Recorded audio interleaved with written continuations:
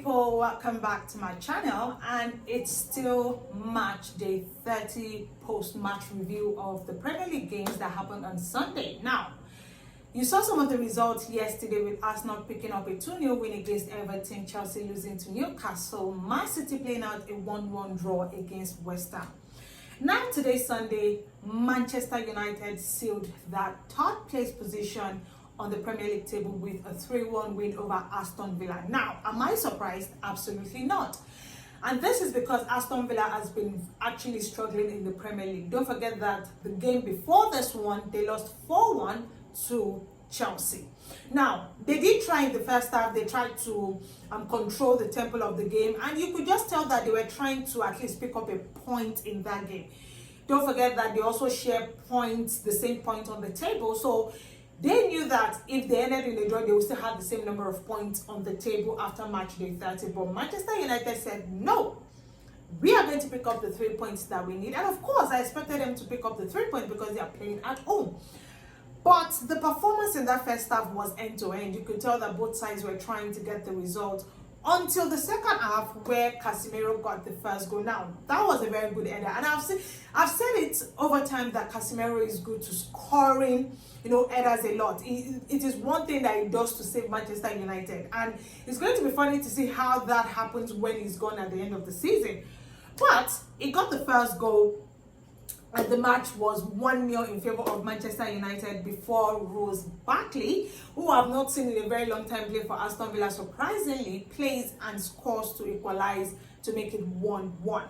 However, Manchester United said, no, we need 3 points, not after they lost the last game against Newcastle, even when Newcastle were down to them and they didn't want it to repeat itself.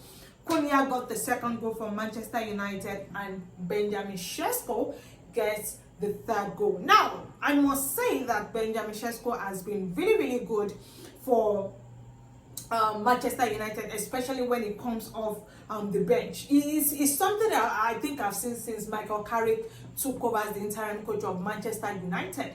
And you can tell that he has built that confidence. I think in the last how many games he has played under Michael Carrick, he has scored about 6 or 7 goals already, and that is a very good form. That's a very, very good form for a striker that was bought for over 60-something million pounds.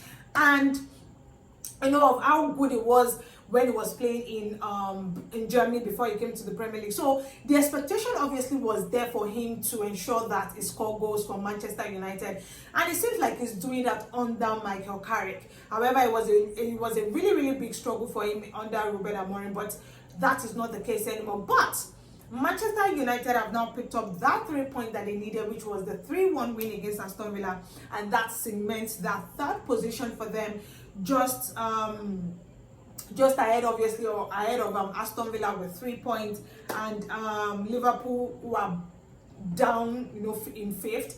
But I feel like Aston Villa right now, I'm finding it difficult to understand what the problem is with them, because it seems like they are not doing very well in the Premier League, but they are somehow picking up results in continental competitions, especially in the Europa League that they are playing.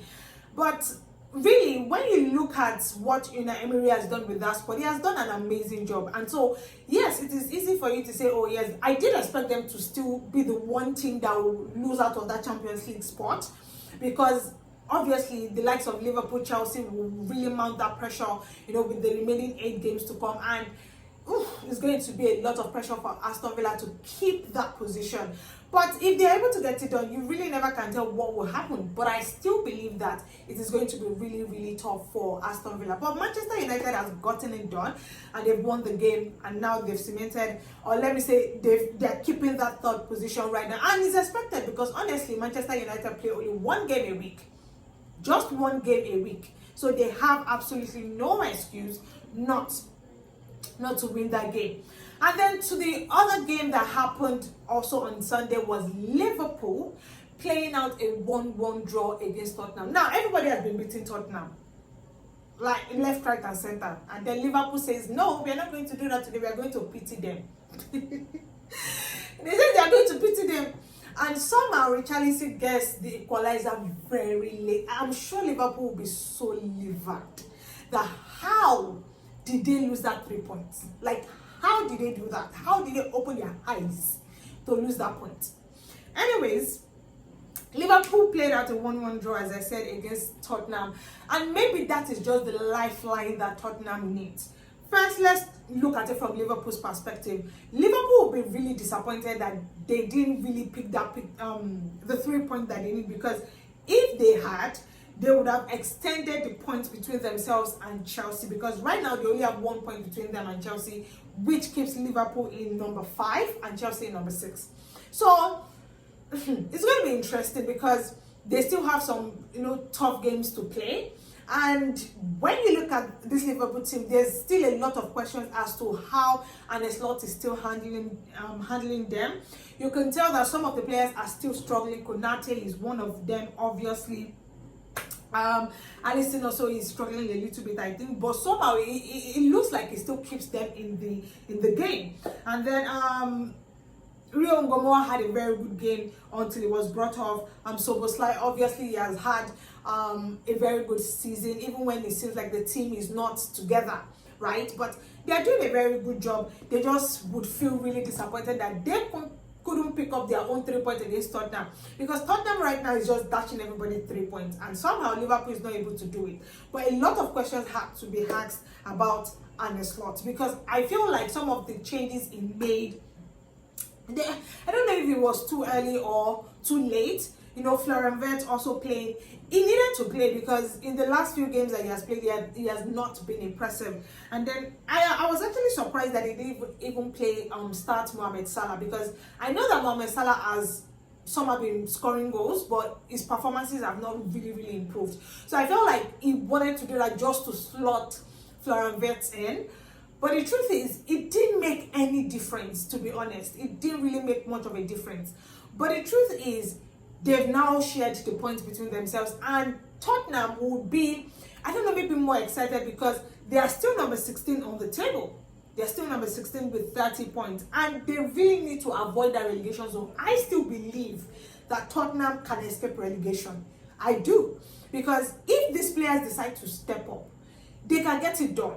The funny thing, when I look at this Tottenham team, I feel like Richarlison is one of the players that always fights. He's a fighter. And when I mean fighting, I don't mean like literal fighting. I mean, he gives everything on the field. But it seems like the players around him are not doing so much. The strikers seem like they are trying their best, but the midfield and the defense are not working. It is absolutely not working. And so right now, the fact that they even have a point against Liverpool, maybe that will ginger them, because these two sides are going to be facing, they're going to be playing in the Champions League. Don't forget that Tottenham lost the first leg against Atletico Madrid 4-1. 5-2. I don't think they have any chance of getting back.